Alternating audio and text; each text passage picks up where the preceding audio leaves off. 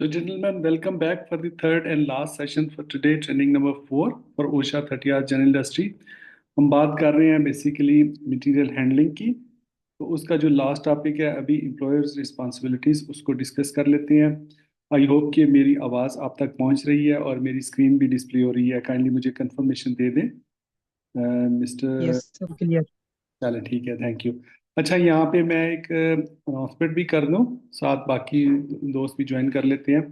एक तो ये है कि मुजम्मिल और एहसन, ये दो लोग हैं जिन्होंने अभी तक एलएमएस ज्वाइन नहीं किया। आप काइंडली ज्वाइन कर लें जहाँ पे आपको ये सारा मटेरियल एक्सेस हो सके, क्योंकि वहाँ पे आपके क्विज़ेस भी हैं और वो क्विज़ेस मैंडेटरी हैं, लाजमी हैं, वो आपकी एवेलुएशन का पार्ट हैं, उनको अटेम्प्ट आपने करना है, उनकी मार्किंग होती है, वहीं पे आपको पता चलेगा। और दूसरा ये है कि कल कल हम एक ग्रुप डिस्कशन की एक्टिविटी करेंगे, ठीक है?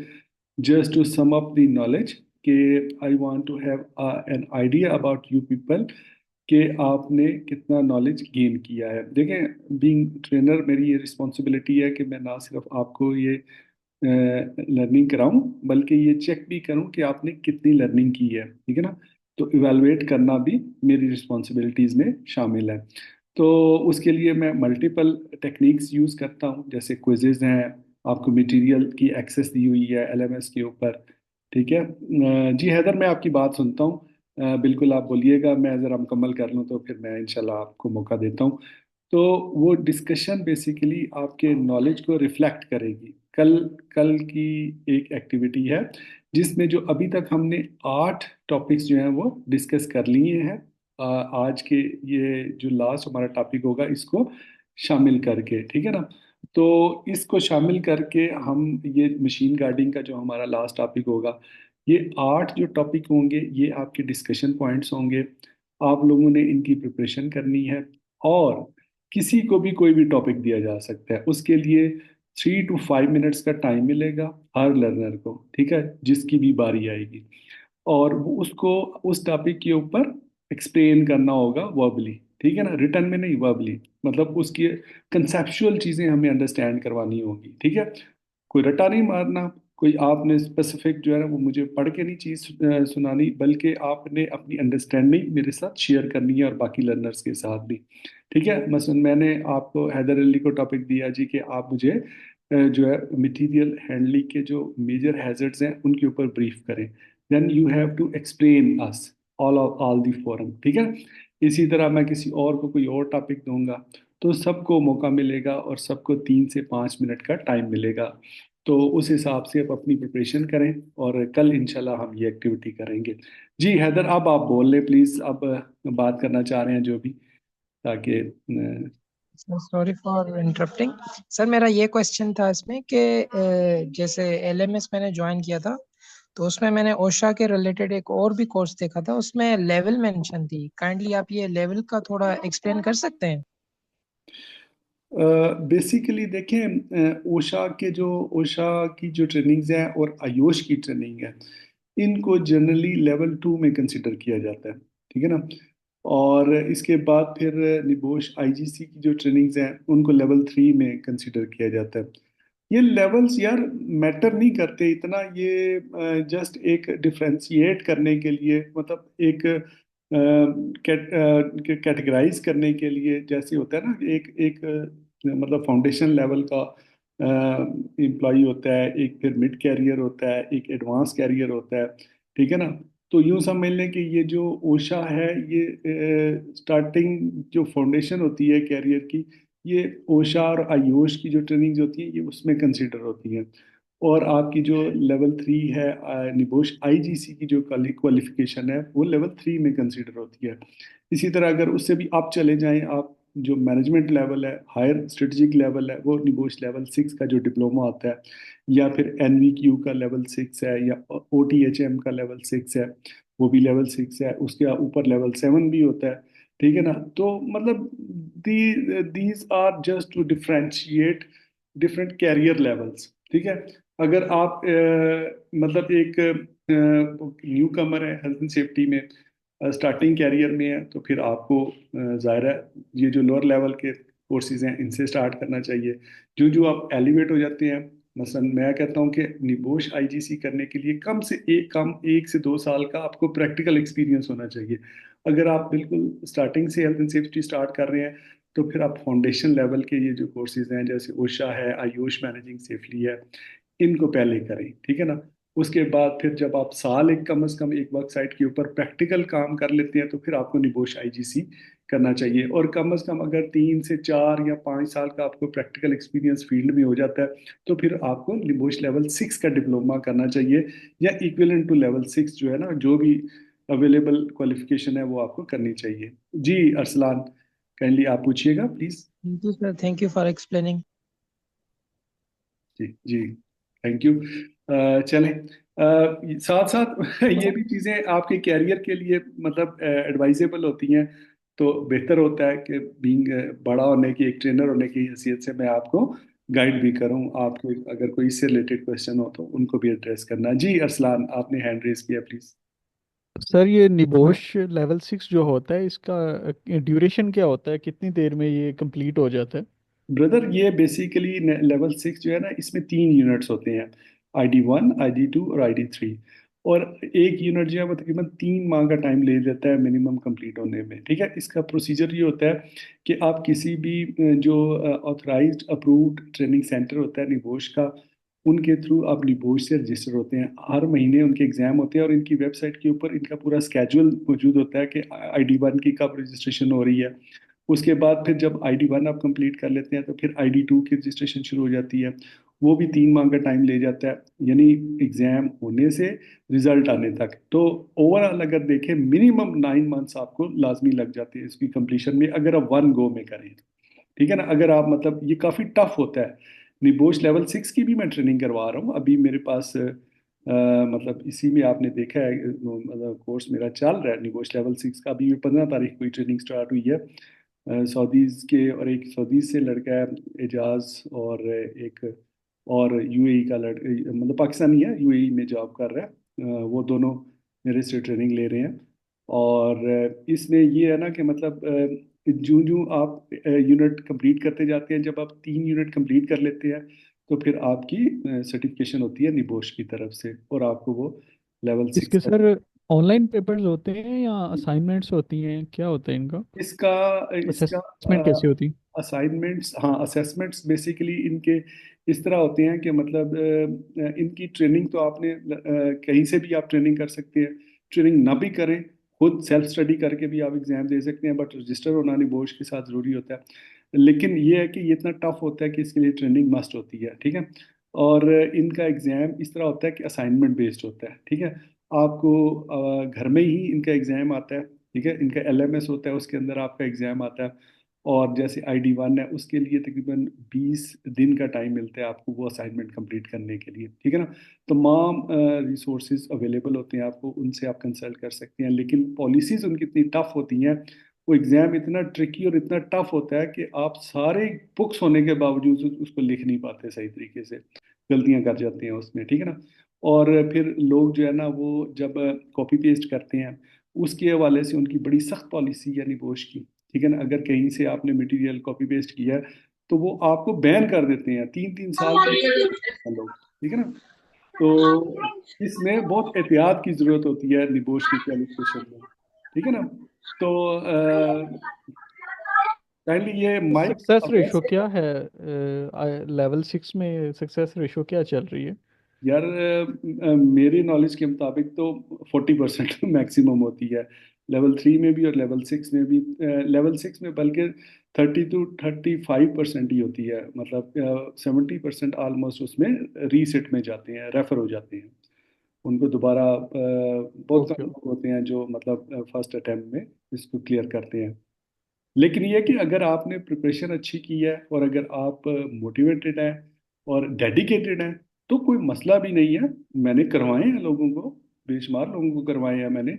मैंने यूके के लोगों को करवाए हैं यार, मतलब है कि जो गोरे जो जो वो मतलब खुद ये बहुत ज़्यादा प्रोफिशेंट होते हैं इन चीज़ों में, ठीक है ना, उनको मैंने करवाए हैं। और वो मतलब ऐसे लड़कों को करवाए हैं जो दो दो टाइम रीसेट में थे, मतलब वो they have failed for 2 2 times, और बाय बाय द वे, जिस तरह आप हैं इसी तरह रेफरेंस से कोई वो मेरा नंबर ले लेते हैं कि इसी तरह, और फिर मुझे अप्रोच करते हैं। फिर मैं उनको ट्रेन करता हूँ, बताता हूँ टेक्निक्स। एक्चुअली इसकी एक टेक्निकल टेक्निक है इस पेपर को अटेम्प्ट करने की, ठीक है ना। अगर वो आप जी टेक्निक जी समझ बिल्कुल जाए सर। और अगर नॉलेज देखें, जो निबोश है ना, रेलेवेंसी को प्रेफर करता है, मटेरियल को नहीं प्रेफर करता। मसलन अगर आपने एक लाइन में अगर आंसर करेक्ट देना है ना, उसकी जगह पे अगर आप पूरी बुक भी छाप देना, तो वो आपको 0 मार्क देंगे अगर एक लाइन का आंसर आपने गलत लिख दिया।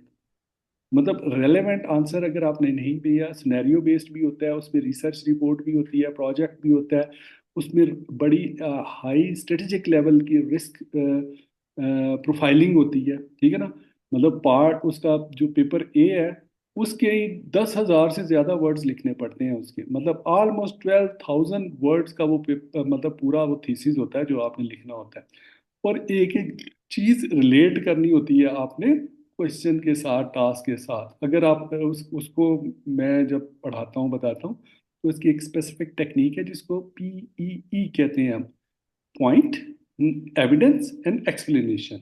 अगर आपने पॉइंट सही पिक कर लिया, उसको एविडेंस कर लिया, आपने रेफरेंस कर लिया क्वेश्चंस के सिनेरियो के साथ, और उसको प्रॉपर एक्सप्लेन किया, तब आपको 1 मार्क मिलेगा वहाँ पे। मतलब उनकी इवैल्यूएशन काफ़ी टफ होती है। तो मैं आपको यही एडवाइस करूंगा कि कभी भी इमोशनल डिसीजन ना लें, ये काफ़ी कॉस्टली क्वालिफिकेशन है।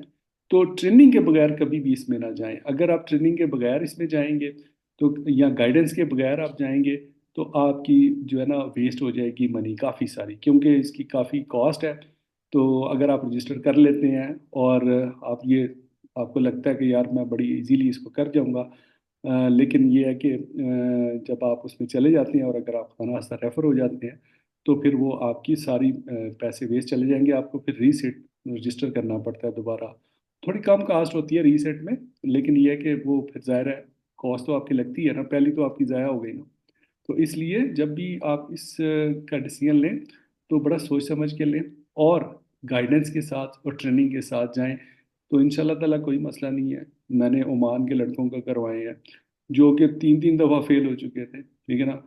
और जब वो मेरे पास आए हैं, मैंने उनको ट्रेन किया है, उनको टेक्निक समझाई है, टेक्निकल चीज़ें बताई हैं, उनको मैंने प्रैक्टिसेस करवाई हैं, काफ़ी सारी मैंने उनको प्रैक्टिसेस करवाई हैं, और वो कर गए हैं। मतलब 100 नंबर का पेपर होता है ID1 का, उसमें 60-65 मार्क्स लेना बड़ी बात होती है। 50 नंबर लेना वहाँ पे अजाब बन जाता है, ठीक है ना। क्योंकि काफ़ी कई दो लड़के ऐसे होते हैं, वो कहते हैं सर हमने बिल्कुल सही लिखा है, इतना हमने लिखा है, फिर भी हमें रेफर कर दिया। और जब उनके मतलब है कि टेक्निकल चीज़ों को चेक किया जाता है, तो फिर पता चलता है कि उनके फॉल्ट एक्चुअली कहाँ थे। उन्होंने, क्योंकि उनके एग्जामिनर जो होते हैं ना, ये एक स्पेसिफिक क्राइटेरिया होता है निबोश का, वो उससे हटते नहीं है। अगर आपने मतलब एक लाइन का सही पॉइंट पिक करके उसका आंसर लिख दिया है जो रेलेवेंट है, तो आपको मार्क मिल जाएगा। अगर नहीं लिखा, तो वहां भी आपने पूरी बुक भी छाप दी है ना, तो आप एग्जैक्टली सर। अपने मुतमईन हो जाएंगे, लेकिन आपको वो मार्क्स नहीं मिलेंगे, वहां पे 0 कर देते हैं, ठीक है। So this is all about निबोश। जी, मैं थैंक यू सर। बता रहा था मुजम्मिल और एहसन, ये 2 लोग हैं जिन्होंने ज्वाइन नहीं किया अभी तक LMS, तो ज़रूर ज्वाइन कर लीजिएगा। और दूसरा मैंने आपको ब्रीफ कर दिया कल की एक्टिविटी के ऊपर, ठीक है। मैं मैसेज भी कर दूंगा ग्रुप में भी, जो मेरा ख्याल है एहसन नहीं आए अभी तक, उन्होंने ज्वाइन नहीं किया। सो वो भी शामिल हों कल की एक्टिविटी में। तो आप इनके तमाम जो 8 पॉइंट्स हैं, इनको गो थ्रू करें। इनको मैं LMS में आज के टॉपिक भी अपलोड कर दूंगा, क्विज भी होगा वहाँ पे, इनको गो थ्रू करें। एक तो देखें ये हेल्दी एक्टिविटी है, एक तो आपको खुद अपनी भी असेसमेंट होगी, फिर कहीं पे अगर कोई गलती होती है तो हम उसको मिलके करेक्ट भी कर लेंगे ना। मैं भी, कोई ग्रेडेड नहीं है, इसके कोई मार्क्स नहीं है, बट ये है कि एक हेल्दी एक्टिविटी है आपकी नॉलेज को इन्हेंस करने के लिए, आपकी आपको कॉन्फिडेंस देने के लिए कि आपको, क्योंकि आप देखें अगर आप एक मैनेजर लेवल पे परफॉर्म कर रहे हैं या आपने फ्यूचर में करना है, तो आपके अंदर कॉन्फिडेंस होना चाहिए ना। आपने थ्रू कम्युनिकेशन ही अपने मैनेजर्स को, अपने जो डायरेक्टर्स हैं या अपनी हाई मैनेजमेंट है, उनको कन्विंस करना है ना। मतलब अगर आपने कोई PPE मतलब परचेज करवाने हैं उनसे, तो उनकी तो कॉस्ट लगती है, और जब तक आप उनको कन्विंस नहीं करेंगे, तो वो स्पेंड करने के लिए तैयार भी नहीं होते इतनी जल्दी। तो जब आप उनको कॉस्ट बेनिफिट एनालिसिस करके बताते हैं और इनकी अहमियत बताती है, जब आप एक चीज़ का आपको अगर पता है कि ऑर्गेनॉमिक्स क्या चीज़ है, तो ऑर्गेनॉमिक्स के होने वाले जो कॉन्सिक्वेंसेस है अगर आपको उनको पता है, तो तभी आप अपनी मैनेजमेंट को कन्विंस कर सकते हैं ना कि ऑर्गेनॉमिकली जो फिट इक्विपमेंट होता है वो परचेज किया जाए, बजाय इसके कि ऐसा इक्विपमेंट जो कि आपके ऑर्गेनॉमिकली आपको और ज़्यादा रिस्क में डाल दे। ठीक है ना, तो ये चीज़ें होती हैं। चलें जी, आगे चलते हैं, मैसेज देख लेते हैं। Thanks sir, that is the reason mostly people only get a pass grade. हाँ जी बिल्कुल, पास ग्रेड भी वहाँ पे बड़ी मुश्किल से मिलता है। तो बहरहाल ये है कि उनमें 3 ग्रेड होते हैं, पास होता है, फिर उसके बाद क्रेडिट होता है, उसके बाद फिर डिस्टिंक्शन होता है। 75 से ऊपर अगर आप चले जाएं तो डिस्टिंक्शन ग्रेड होता है। तो अल्हम्दुलिल्लाह मेरे लड़कों ने डिस्टिंक्शंस भी लिए हैं। ठीक है ना, 76 तक मार्क्स अचीव किए हैं मेरे स्टूडेंट्स ने। ठीक है, और क्रेडिट्स तो काफ़ी सारों ने किए हैं, बाकी पास भी कुछ ले लेते हैं, फिर जाहिर है वो डिपेंड करते हैं उनके एफर्ट के ऊपर। लेकिन पास होना भी बड़ी बात होती है। तो बोर्ड की क्वालिफिकेशन कंप्लीट कर लेना मतलब है कि बड़ी जो है ना वो एक बड़ी अचीवमेंट है। ठीक है ना, तो जब भी आपको मौका मिले ज़रूर करें, लेकिन ट्रेनिंग के साथ जाएं। मैं अगेन आपको कहूँगा कि गाइडेंस और ट्रेनिंग के बगैर इस मैदान में मत उतरिएगा, आपको काफ़ी सारा फाइनेंशियल लॉस हो जाएगा। ठीक है, तो आगे चलते हैं जी। एम्प्लॉयर रिस्पॉन्सिबिलिटी को एक दफ़ा ब्रीफ कर लेते हैं जी कि यूजिंग मैकेनिकल इक्विपमेंट के कोशिश करें कि जहाँ पे मटेरियल हैंडलिंग हो रही है वहाँ पे ज़्यादा काम आप मैकेनिकल इक्विपमेंट से करवाएं, और फिर जब मैकेनिकल इक्विपमेंट आप यूज़ करते हैं तो उनकी स्टेबिलिटी, उनकी मेंटेनेंस, इस तरह की जो गुड प्रैक्टिसेस होती हैं उनको इंश्योर करें। और इसके अलावा सेफ्टी एंड हेल्थ प्रोग्राम्स को इनिशिएट करें। अब ये सेफ्टी एंड हेल्थ प्रोग्राम क्या होता है बेसिकली, ये एक पूरा कंप्लीट मैनेजमेंट मैकेनिज्म है। इसको हम डिटेल से डिस्कस करेंगे जब हम हेल्थ एंड सेफ्टी मैनेजमेंट वाले टॉपिक में जाएंगे। ठीक है ना, वहाँ पे मैं आपको सेफ्टी एंड हेल्थ प्रोग्राम्स के जो इंग्रेडिएंट्स होते हैं उनके बारे में ब्रीफ करूँगा। तो ये भी मौजूद होना चाहिए। ट्रेनिंग से भी आप अपने लोगों को कि जो हैजर्ड्स हैं मटेरियल हैंडलिंग के, उनको कंट्रोल कर सकते हैं। मसलन अगर आप उनको मैनुअल लिफ्टिंग ही करवा रहे हैं, आपके पास मैकेनिकल नहीं है कोई मतलब एड, अगर आप उनको टेक्निक सिखा देते हैं सेफ मैनुअल हैंडलिंग की, तो उससे भी आपकी जो जो मटेरियल हैंडलिंग के जो हैजर्ड्स हैं वो कंट्रोल हो सकते हैं। तो ये ट्रेनिंग से होगा। ट्रेनिंग से आप उनको बताएंगे ना कि भाई अगर आपने 20 किलो से ज़्यादा का वजन उठाना है, हाथ से उठाना है, मैनुअली हैंडल करना है, तो वो जो मैनुअल हैंडलिंग की टेक्निक है, एक तो सबसे पहले उसमें ये होता है कि आप वहाँ पे जहाँ पे वो वेट पड़ा हुआ है वहाँ पे प्रिकॉशनरी वार्निंग साइंस लगाएं कि मतलब है कि 20 केजी से ज़्यादा वजन उठाना मना है। ठीक है ना, लेकिन अगर उठाना ही पड़ता है आपको, आपके पास कोई और उस वक्त अवेलेबल सोर्स नहीं है, तो फिर उसकी टेक्निक उसको सिखाएं थ्रू ट्रेनिंग कि भाई वो अपने घुटनों पे झुके, उसको दोनों हाथों से कैरी करे, बैलेंस्ड होके दोबारा घुटनों पे उठे और अपने बैली के साथ उसको फिक्स कर ले। ठीक है ना, और मतलब है कि आहिस्ता आहिस्ता मूव करे आगे। टेक्निक होती है वो, डिटेल जो मैं नोट्स आपको भेजूंगा उनके अंदर ये सारी चीज़ें डिटेल से मौजूद हैं। अर्गोनॉमिकली जैसे मैंने आपको पहले भी ब्रीफ किया कि ऐसा मतलब है कि इक्विपमेंट यूज़ कराएं जो अर्गोनॉमिकली फिट हो, मतलब आपको ज़्यादा ट्विस्टिंग बेंडिंग इस तरह की पोस्चर्स में ना जाना पड़े। ठीक है ना, ताकि आपके मसल्स के ऊपर प्रॉब्लम ना आए और आपको एमएसडीज जो होती हैं, मस्कुलोस्केलेटल डिसऑर्डर जो होते हैं, मसलन आपकी कमर में दर्द हो गया, मसलन आपके शोल्डर पुल हो गए हैं, मसलन आपके मसल फट गए हैं, इनको कहते हैं एमएसडीज। और ये बड़ी मतलब है कि कॉमन डिजीज़ हैं, इसको बाकायदा डिजीज़ कहते हैं ये एमएसडीज जो हैं। ये जो हेल्थ हाइजीन के लोग होते हैं, हेल्थ एक्सपर्ट्स होते हैं, ये ergonomics को बहुत ज़्यादा इंपॉर्टेंस देते हैं। और ergonomics अब इटसेल्फ एक पूरी फील्ड बन चुकी है हेल्थ एंड सेफ्टी के अंदर। ठीक है ना, वो जो हेल्थ हाइजीन के लोग होते हैं, हेल्थ एक्सपर्ट जो स्पेसिफिक फोकस करते हैं हेल्थ इश्यूज़ को आपकी वर्क साइट के अंदर, तो वो भी तो हेल्थ की सेफ्टी ही है ना। तो वो ergonomics को बहुत ज़्यादा, एक तो साइकोलॉजिकल जो आपके इश्यूज होते हैं उनके ऊपर बड़ा फोकस करते हैं, और दूसरा ये ergonomics इश्यूज के ऊपर बहुत ज़्यादा फोकस करते हैं। तो आपको जनरल हेल्थ एंड सेफ्टी के अंदर ये सारी चीज़ें पता होना चाहिए। ठीक है ना, जनरल हेल्थ एंड सेफ्टी का मतलब ही यही है कि हेल्थ एंड सेफ्टी की जितनी भी एक्टिविटीज़ हैं, you must have a knowledge of all that activities. बाकी आप डिटेल में जाना चाहें तो फिर आप उसको ज़्यादा डीप जाके अंडरस्टैंड करें, उसकी स्पेशलाइजेशन करें, वो आपकी अपनी एफर्ट है। ठीक है जी, आगे चलते हैं जी। अगला हमारा जो लेसन है दैट इज मशीन गार्डिंग। जी, मशीन गार्डिंग क्या है जी? अब मुझे आप में से कोई बता सकता है कि मशीन्स से आपको मशीन गार्डिंग क्या है, और मशीन से किस किस्म के हैजर्ड जो हैं वो जनरेट हो सकते हैं? कोई आपके मतलब जनरल कोई आइडिया या कोई मतलब आपकी तरफ से फीडबैक, क्योंकि मशीन गार्डिंग से रिलेटेड ये हमारा लेसन है, तो इसके बारे में कोई आपका बेसिक नॉलेज अगर है तो शेयर करें मेरे साथ। Anyone out of you? Sir just like machine को प्रॉपर तरीके से यूज करना, किसी भी स्पेसिफिक मशीन की अगर आपको ट्रेनिंग नहीं मिली तो आपको ये है कि एक हैजर्ड ये भी है कि आप यूज नहीं कर सकते उसको, या फिर उसकी प्रॉपर हैंडलिंग। बेसिकली हम का बात कर रहे हैं मशीन गार्ड करने की, मशीन को गार्डिंग करने की। जी मुजम्मल, आप बताइएगा प्लीज।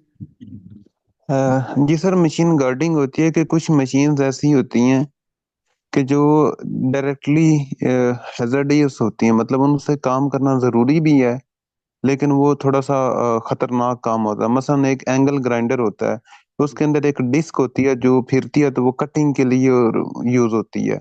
अब उसके ऊपर जहां से आपने पकड़ना होता है उसके करीब एक गार्ड लगा होता है, जो डिस्क के आधे थोड़े इतने हिस्से को कवर करता है कि आपका जो हैंड है वो डायरेक्टली डिस्क के साथ कांटेक्ट में नहीं आता। अगर वो गार्ड वहां से रिमूव कर दें तो जब आपने वो कटिंग करनी है, किसी चीज को काटना वगैरह, स्पेशली किसी मेटल को या किसी भी चीज को, तो इस बात का इम्कान है कि आपका जो हाथ है वो डिस्क के साथ जो है ना वो कांटेक्ट में आएगा। और वो इतनी तेज रफ्तार से होता है कि अगर 1 सेकंड के लिए भी आ जाए वो हाथ, तो आपकी वो उंगली उंगली को कट कर देगा। इसी तरह कई ऐसी मशीन्स हैं, मैकेनिकल इंस्ट्रूमेंट्स हैं, कि इलेक्ट्रिकल इंस्ट्रूमेंट्स हैं, कि उनके साथ काम करना जरूरी है, लेकिन मतलब उनका प्रॉपर एक चीज होनी चाहिए कि इंसान खुद डैमेज ना हो। जिस तरह एक आरा होता है, आरे में भी वो, हमारे यहाँ तो मतलब देहातों में तो ऐसा नहीं होता, वो डायरेक्टली एक लंबी सी वो लोहे का पीस होता है जिससे वो लकड़ी गुजारते हैं, तो उसका भी प्रॉपरली गार्ड होना चाहिए, और यानी कि बंदे के हाथ उससे महफूज रहने चाहिए। तो इन कॉन्टैक्ट शॉर्ट नहीं होना जितनी। चाहिए, मतलब आपका हाँ जी। जो एक्सपोज्ड पार्ट है, जो डेंजरस पार्ट है मशीन का, अगर हम इन शॉर्ट बात करें, तो उसके साथ आपका डायरेक्ट कांटेक्ट ना हो, मतलब वर्कर का हाथ उसके साथ टच ना हो, या कोई बॉडी पार्ट उसके साथ टच ना हो, जो dangerous part of the machine है। आगे हम डिटेल से बात करेंगे। जी पहले आपकी बात सुन लेते हैं, अरसलान, काइंडली बोलिएगा प्लीज। जी सर, मुजम्मल भाई ने ठीक बताया। जितने भी हमारे वर्क साइट पे मशीनरीज होती हैं उनके रोटेटिंग पार्ट्स जो होते हैं उनको हम कवर्स करते हैं with different guards and inter, जिसमें डिफरेंट टाइप्स हैं, फिक्स्ड है, इंटरलॉक्ड है और ऑटोमेटिक भी होते हैं। तो उनका बेसिक मकसद होता ही यही है कि हम वर्कर्स को प्रिवेंट करें to direct contact with the rotating parts, ताकि कोई इंजरीज ना हो और कोई उनको जो है ना हैजर्ड्स वहाँ से कोई क्रिएट ना हो जाए। एग्जैक्टली, बिल्कुल ठीक है।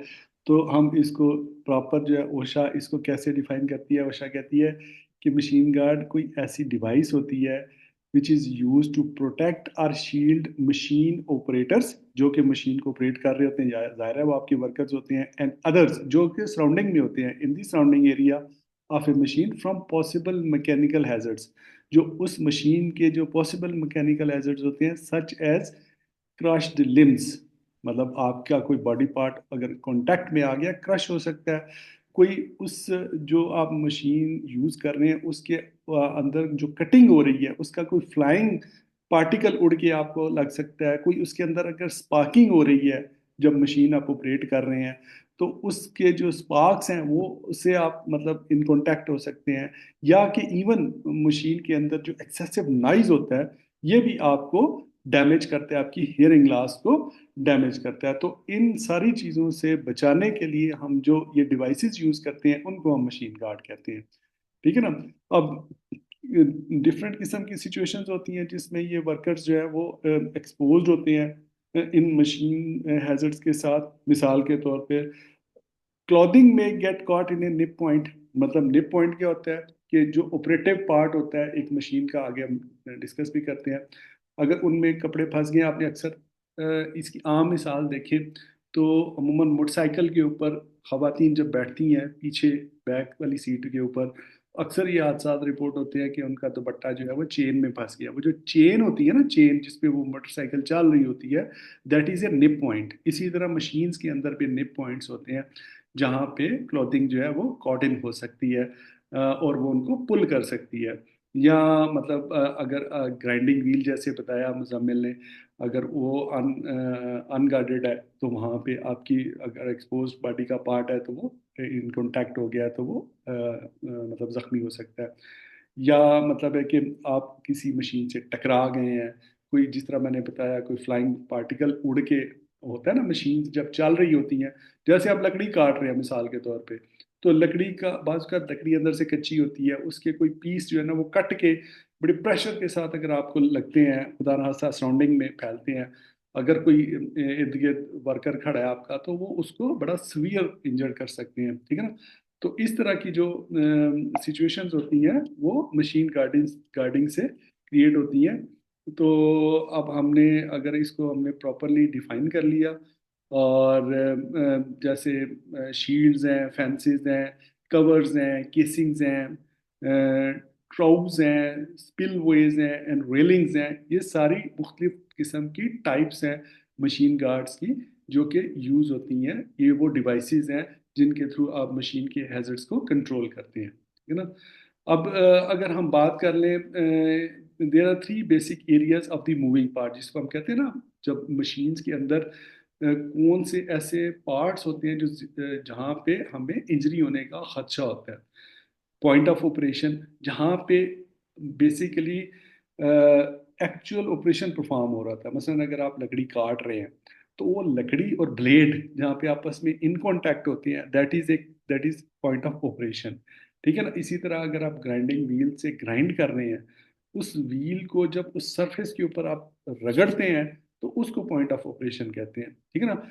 इसी तरह पावर ट्रांसमिशन ऑपरेटर्स जो होता है, जिसको रिगिंग कहते हैं, जैसे मशीन की जो स्लिंग्स होती हैं, या मतलब है कि जिनके थ्रू मशीन जो है उनके कुछ पार्ट्स अटैच हुए हुए होते हैं, उनमें भी मतलब हैजर्ड मौजूद होता है, उनके थ्रू भी आपको इंजरी हो सकती है। या अदर मूविंग पार्ट्स जो होते हैं मशीन के, उनके अंदर भी हैजर्डियस सिचुएशन होती है। तो मोस्टली जो मतलब इंजरीज होती हैं वो ये पॉइंट ऑफ ऑपरेशन से होती हैं एक्चुअली, जहाँ पे पॉइंट ऑफ ऑपरेशन है।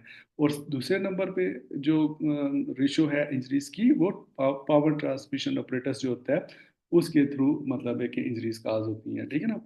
तो ये इसी तरह मोशन हैजर्ड्स जो होते हैं, मतलब जो मैकेनिकल मूवमेंट हो रही होती है डिफरेंट पार्ट्स की, जैसे हमने कहा रोटेटिंग पार्ट्स होते हैं, तो उनके अंदर किस किस्म के मतलब ऐसी सिचुएशंस होती हैं इन रनिंग निप पॉइंट्स। जैसे मैंने आपको बताया वो चेन की एग्जांपल दी, रोटेटिंग मोशंस अगर रोटेट कर रही हैं दो चीज़ें, ठीक है ना, रेसिप्रोकेटिंग मोशन, रेसिप्रोकेटिंग एक होता है ना, एक साइड की मोशन शुरू हुई, फिर उसके ऑपोजिट साइड से दूसरी साइड की मोशन शुरू होगी, इसको रेसिप्रोकेटिंग मोशन कहते हैं। ट्रांसवर्सिंग मोशन, इस तरह की जो मोशंस होती हैं जो मशीन्स के अंदर हो रही होती हैं, जो मुख्तलिफ पार्ट्स जब मूव करते हैं तो उससे इंजरी जो होने का खदशा होता है, यानी हैजर्ड्स क्रिएट होते हैं, ठीक है। इसके अलावा कुछ एक्शंस होते हैं, एक तो मशीन की मूवमेंट्स होती है ना हैजर्डियस, इस तरह मशीन्स के कुछ एक्शंस, मतलब वर्कर के कुछ एक्शंस होते हैं या उन मशीन्स के कुछ एक्शंस होते हैं जिनसे हैजर्ड्स क्रिएट होते हैं। जैसे कटिंग है, कटिंग एक एक्शन ऐसा है जिससे मशीन जो है वो हैजर्ड जनरेट करती है। पंचिंग है, कहीं पे आपने पंचिंग होती देखी होगी, कहीं पे बेंडिंग होती होगी देखी होगी, मसलन जो एक मशीन जो है वो स्टील के बड़े बड़े जो मतलब पार्ट्स होते हैं उनको बेंड करने के लिए ऊपर से प्रेशर से उसको दबाया जाता है, वो बेंड हो जाती है। तो वो जो मतलब बेंडिंग मूवमेंट होती है, वो बेंडिंग का जो एक्शन होता है उसमें हेजर्डियस सिचुएशन होती है। इसी तरह शेयरिंग एक्शन भी एक एक्शन होता है कि मतलब अगर कोई मूवमेंट चल रही है तो उसमें चलते चलते मशीन का कोई पार्ट पुर्जा टूट के मतलब है कि आपको जहाँ लगा है तो उस एक्शन से भी हैजर्ड्स मशीन के क्रिएट होते हैं। तो इन हैजर्ड्स सारे मतलब चाहे वो मोशन की वजह से पैदा हो रहे हैं, चाहे वो एक्शन की वजह से पैदा हो रहे हैं, ठीक है ना।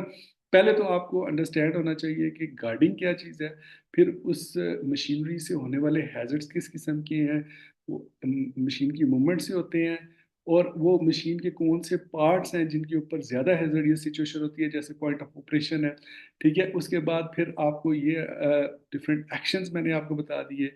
अब अगर हम गार्ड्स की बात कर लें उन डिवाइसेस की, कि वो किस किस्म की होती हैं, डिफरेंट किस्म के गार्ड्स होते हैं, जैसे मतलब कोई कवर अप बने होते हैं या बैरियर्स बने होते हैं कि आपको रिस्ट्रिक्ट करते हैं, मतलब वर्कर के कोई एक्सपोजर को कंट्रोल करते हैं, कि वो जो पॉइंट ऑफ ऑपरेशन है जहाँ पे हैजर्डियस सिचुएशन है, जहाँ पे इंजरी हो सकती है, उस तक कांटेक्ट ना हो सके आपका, वो बैरियर होता है बीच में, ठीक है ना। इसी तरह कुछ सेफ्टी डिवाइसेस ऐसी होती हैं, मतलब सेंसर्स होते हैं, कि जैसे ही मतलब आपका हाथ या आपका कोई मतलब बॉडी पार्ट एक खतरनाक सिचुएशन के अंदर जाने लगता है, तो वहाँ पे कोई अलार्म बज जाता है, ठीक है ना, या कोई लाइट जनरेट हो जाती है, ठीक है, या कोई सर्किट शॉर्ट मतलब कट ऑफ हो जाता है, मशीन रुक जाती है। इस तरह के सेंसर जो है वो भी यूज होते हैं। या फिर लोकेशन और डिस्टेंस के थ्रू भी आप जो है ना वो गार्डिंग को इंश्योर कर सकते हैं। मसलन अगर आपका पॉइंट ऑफ ऑपरेशन और जो फीड कर रहा है उस मशीन को या ऑपरेट कर रहा है उसके बीच में डिफरेंस पैदा कर दें, वो मसलन कोई कंट्रोल उसका उससे दूर हो थोड़ा, जहाँ पे वो कंट्रोल कर सके अपने ऑपरेशन को, उससे भी आप मतलब है कि कंट्रोल बना सकते हैं। फीडिंग एंड इंजेक्शन मेथड्स को इम्प्रूव करके आप सेफ गार्डिंग कर सकते हैं। इसी तरह और डिफरेंट किस्म की जो एड्स हैं उनका यूज़ करके भी आप सेफ गार्डिंग कर सकते हैं मशीन हैजर्ड्स की। सो डिफरेंट किस्म की जी अरसलान, जी प्लीज़। ये फीडिंग एंड एजेक्शन को थोड़ा सा एक्सप्लेन कर दें। अच्छा, feeding and ejection, feeding and injection का आप में से किसी और को आइडिया है? जी मुजम्मिल, आप कुछ इसके ऊपर अपना अपनी राय देंगे फीडिंग एंड इंजेक्शन की? नो सर, इसके रिलेटेड पहले पढ़ा नहीं है, आप अच्छा बताते कहेंगे। अच्छा, देखिए फीड क्या होता है कि कोई भी मटेरियल जब आप पॉइंट ऑफ ऑपरेशन को देते हैं, रॉ मटेरियल जिसको मशीन ने एक नई फॉर्म के अंदर इजेक्ट करना होता है वहां से, मतलब है कि इसकी मिसाल अब मैं आपको किस तरह दूं, मतलब कीमा है ना, गोश्त डालते हैं ना आप, गोश्त वो जो कीमा करने वाली मशीन होती है, उसमें जब आप गोश्त डालते हैं तो ये आप फीड कर रहे होते हैं ना उस मशीन के अंदर। तो उस मशीन का जो पॉइंट ऑफ ऑपरेशन है, जहाँ पे वो फंक्शन परफॉर्म होता है, जहाँ पे वो कीमा बन जाता है उसका, उसके बाद उसको इजेक्ट कर दिया जाता है, एक साइड से इजेक्ट करके ना कीमा मिलता है ना आपको। मैं बड़े मतलब एक कॉमन सेंस में आपको मतलब समझाने की कोशिश कर रहा हूँ।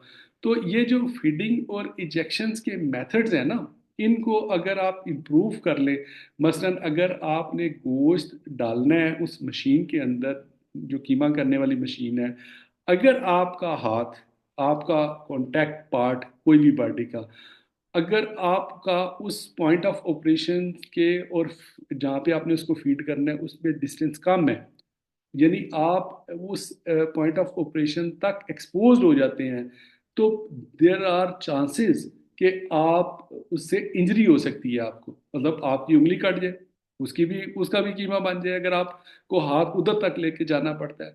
लेकिन अगर यही फीडिंग मिसाल के तौर पे आप 1 फुट पीछे खड़े हैं, ठीक है ना, तो कोई मैकेनिकल तरीका हो जिसके जरिए आप वो फीड कर सके उसको उस पॉइंट ऑफ ऑपरेशन तक, उस गोश्त को वहाँ मतलब है कि जहाँ पे वो कीमा होना है वहाँ तक पहुँचा सके, ठीक है। तो वहाँ पे फिर आपका डिस्टेंस मान जाएगा ना उस पॉइंट ऑफ ऑपरेशन से, उस पॉइंट ऑफ फीडिंग से, ठीक है ना। सर, फीडिंग को मैं एक आपने चीज इम्प्रूव कर लिया। ऐड कर जी एक चीज अभी सर, फीडिंग और रिजेक्शन से जो है ना, अभी मुझे वो टॉपिक की समझ आई है। तो मैं जिस प्रोजेक्ट पर हूँ ना, तो वहाँ पर एल्यूमिनियम के जो है ना वो स्मेल्टिंग एल्यूमिनियम बनता है। तो ठीक है। उसका फर्नेस का जो टेम्परेचर है ना, जिसके अंदर पहले एक रॉ मटेरियल आता है, बड़े बड़े पत्थर हैं, उसका फर्नेस के अंदर डालते हैं और उस फर्नेस का टेम्परेचर 700-800 डिग्री सेंटीग्रेड होता है। यानी कि उस 10 मीटर के एरिए, 5-6 मीटर के एरिए के आसपास से भी गुजरे तो अच्छी खासी जो है तपश महसूस होती है। ठीक तो है। हमारे यहाँ एक बॉब कैट है, पहले फर्नेस को ऑफ करके बॉब कैट के जरिए एक मतलब एक रूला टाइप है, फार्क लिफ्टर है, उसके जरिए वो सारे मैकेनिकल, यानी कि उसमें कोई मैनुअल हैंडलिंग नहीं है, पत्थर सारे फर्नेस के अंदर डालते हैं, और जब वो बन जाता है तो वो सारी आग होती है। मेन जो माल्टन एल्यूमिनियम है वो ऐसी चीज है कि उसका एक ड्रॉप भी आपकी बॉडी पर पड़ जाए तो वो जला देगा। फिर फॉर्क लिफ्टर के जरिए बड़ी दूर से 8-10 मीटर के एरिए से जो है वो उसको इजेक्ट करके लिए ले जाया जाता चेक है। करते हैं, प्रॉपर यस। करते हैं। तो ये एक ये है एग्जांपल मेरे माइंड। मेरा ख्याल है कि बड़ी अच्छी समझ आ गई आपको, और तभी आपके जहन में ये पॉइंट आ गया कि मतलब देखिए, यही चीज होती है कि ट्रेनर का काम ये होता है कि लर्नर्स को इस तरह अंडरस्टैंड करवाए कि उनको एक कॉमन लाइफ की एग्जांपल्स दे, ताकि उनके जहन में एक नक्शा बन जाए चीज का, और वो उसको रिलेट कर सके अपनी सिचुएशन के साथ। जैसे आप फौरन आप अंडरस्टैंड कर गए कि हमारी ऑर्गेनाइजेशन के अंदर इस तरह की एक्टिविटी होती है, तो बिल्कुल करेक्ट आइडेंटिफिकेशन की है आपने फीडिंग और रिजेक्शन की। सो आई थिंक इंशाल्लाह ये पॉइंट बाकियों को भी क्लियर हो गया होगा। जी अरसलान, अभी आपकी अंडरस्टैंडिंग हो गई फीडिंग और जी जी rejection? Sir, thank you, get it. ठीक है जी। तो इसी तरह और डिफरेंट किस्म के जो मिसलिनियस एड्स हैं, जैसे पर्सनल प्रोटेक्टिव इक्विपमेंट है, उनके थ्रू भी आप मशीन गार्डिंग से सेफ्टी इंश्योर कर सकते हैं। जैसे लॉकआउट टैग आउट का एक मतलब एडमिनिस्ट्रेटिव कंट्रोल मैयर है, और बड़ा इम्पोर्टेंट है, उसका एक सेपरेट टॉपिक हमारे ऊपर हमारे इस सिलेबस में मौजूद है। लॉकआउट टैग आउट वो भी आपको जो मशीन के ऑपरेशनल हैजर्ड्स हैं, जिनको मैकेनिकल हैजर्ड्स कहते हैं, या इलेक्ट्रिकल हैजर्ड्स हैं, या स्टोर्ड एनर्जी के थ्रू जो आपको हैजर्डियस सिचुएशन होती है, उससे आपको सेफ्टी प्रोवाइड करते हैं। ठीक है ना? तो ये देखें, आप तभी ये चीज़ें इंश्योर करेंगे ना जब आपको ये चीज़ें पता होंगी। ठीक है ना? अगर इनमें से कोई चीज़ आपके सामने आएगी तो आपको फौरन फिर माइंड में आएगा कि यार ये चीज़ मैंने फलान जगह पे पढ़ी थी, अब ये मेरे सामने आई है, इसका मतलब है ये चीज़ है और इसको ऐसे कंट्रोल करना है। अब यहाँ पे हम ना सिर्फ आइडेंटिफाई कर रहे हैं उस चीज़ को, प्रॉपरली अंडरस्टैंड कर रहे हैं, प्रॉपरली उसको डिफाइन कर रहे हैं, ओशा के स्टैंडर्ड से उसको रिलेट कर रहे हैं, और उसके साथ साथ उसके अंदर जो हैजर्डियस सिचुएशंस हैं उनको भी आइडेंटिफाई कर रहे हैं। एंड देन फाइनली हम उनको सेफ प्रैक्टिस कैसे करनी है, या उनकी प्रिवेंशन कैसे करनी है, या उनके कंट्रोल मेजर्स में कौन से पॉसिबल ऑप्शंस हमारे पास हो सकते हैं, उनको भी हम साथ साथ डिस्कस कर रहे हैं। सो अगर हम और मज़ीद इसकी बात कर लें, ये चीज़ें मेरा ख्याल है पहले भी डिस्कस हो चुकी हैं कि आप मज़ीद और कौन से एक्शंस आप ले सकते हैं। कॉन्टैक्ट प्रिवेंट करें, फीडिंग इंजेक्शन इजेक्शन के मैकेनिज्म को इम्प्रूव सिक्योर करें अपनी मशीन को। ठीक है ना? फॉलिंग ऑब्जेक्ट्स को सिक्योर करें। इससे भी मतलब है कि आपकी अगर आपकी मशीन्स में ये भी तो आपकी जो एरियल लिफ्ट से आता है, ये भी तो मशीन्स ही होती है ना। अगर मतलब आप मूवमेंट कर रहे हैं अपने मटेरियल की, तो अगर वो गिर गए हैं ऑब्जेक्ट्स तो उससे भी आपको मतलब है कि इंजरी हो सकती है। अगर आपकी मशीन से कोई नया हैजर्ड जनरेट हो गया, उसको भी गार्ड करने के लिए मशीन गार्ड्स यूज़ होते हैं। इंटरफेसेस जो होते हैं उनके थ्रू भी आप, लुब्रिकेशन के थ्रू भी आप कर सकते हैं control. Proper maintenance of machinery, lockout tag out practices और पर्सनल प्रोटेक्टिव इक्विपमेंट, ये सारी सेव वर्क मेथड्स की टेक्निक हैं। इनको यूज़ करके आप सबसे पहले तो पहला काम तो ये है कि आप मशीन के जो हैजर्ड्स हैं उनको अंडरस्टैंड करें। फिर मशीन गार्डिंग का आपको पता होना चाहिए। फिर डिफरेंट ऑप्शंस का आपको पता होना चाहिए कि किस हैजर्ड से रिलेटेड कौन सी मतलब है कि बेस्ट पॉसिबल प्रिवेंशन की जा सकती है। वो बैरियर्स के थ्रू की जा सकती है, वो सेफ गार्ड लगाने से की जा सकती है, कोई जो मतलब है कि ये सेंसर्स होते हैं, डिवाइसेस होती हैं इलेक्ट्रॉनिक, उनके थ्रू आप कर सकते हैं, या डिस्टेंस लोकेशंस के थ्रू कर सकते हैं। ठीक है ना? So number of options are there with you. अगर आपका जितना विजन ब्रॉड होगा, जितना नॉलेज ज़्यादा होगा, उतना बेहतर परफॉर्म कर सकेंगे, आप बेहतर ऑप्शंस अडॉप्ट कर सकेंगे। बाज़ का ये होता है कि अगर आपका नॉलेज ही कम है, आपको यही पता है कि यार अगर एक मशीन है उसके ऊपर गार्ड का सिर्फ यही मतलब है कि एक खोपा सा उसके ऊपर लगाना है आपने, तो this is not the one option. मतलब ये वो एक गार्ड जो है ना, उसका कवर जो है वो एक वन ऑप्शन है। You have lot of other options with you, but when you will have proper knowledge, फिर आप वो अप्लाई कर सकेंगे। जी अली हैदर, जी प्लीज। सर ये लुब्रिकेशन क्या है? लुब्रिकेशन ऑयलिंग जो होती है, अब मशीन्स देखें,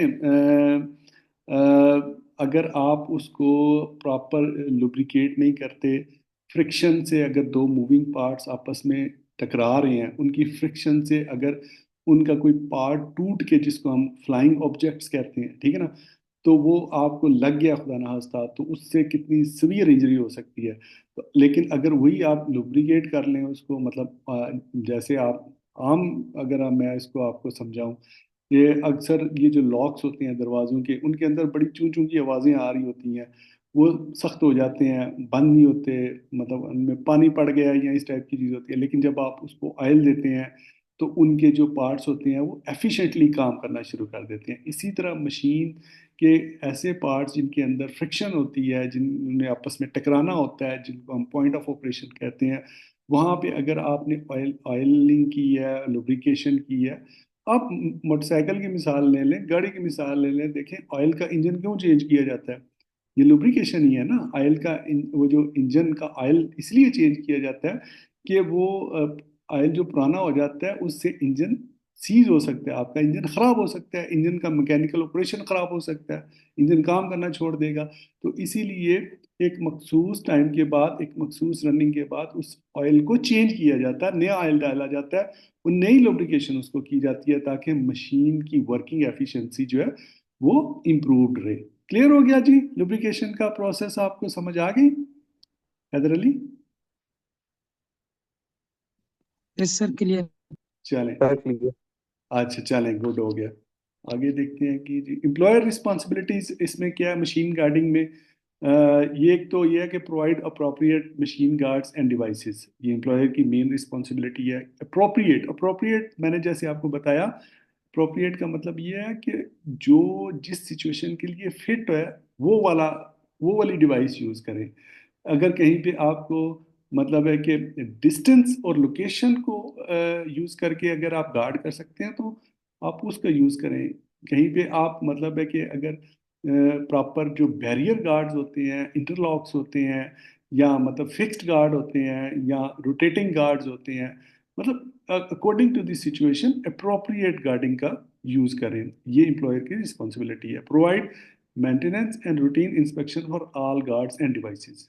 अगर आपने ये जो मशीन की हैज़ार्डियस सिचुएशन को कंट्रोल करने के लिए जो गार्ड्स वहाँ पे प्लेस किए हैं, अगर खुद इनकी आप मेंटेनेंस नहीं करेंगे, ठीक है ना, मतलब गार्ड्स भी तो ऐसी होती है ना कि जो मतलब अगर कहीं पे हो सकता है उन पे जंग लग जाए, वियर एंड टीयर हो जाए, और अगर कहीं पे वो फिक्स हुए हुए हैं, आप तो ये समझ रहे हैं फिक्स हुए हुए हैं, लेकिन मशीन चली है, उसकी मूवमेंट हुई है, उसमें वाइब्रेशन हुई है, तो वो गार्ड ही अगर आपको वहां से टूट के आप ही को आ लगे, या जो भी ऑपरेटर है मशीन का, तो वो क्यों ऐसा होता है कि अगर आप उन गार्ड्स की मेंटेनेंस को इंश्योर नहीं करें, तो एम्प्लॉयर की रिस्पॉन्सिबिलिटी है कि इसको इंश्योर करें।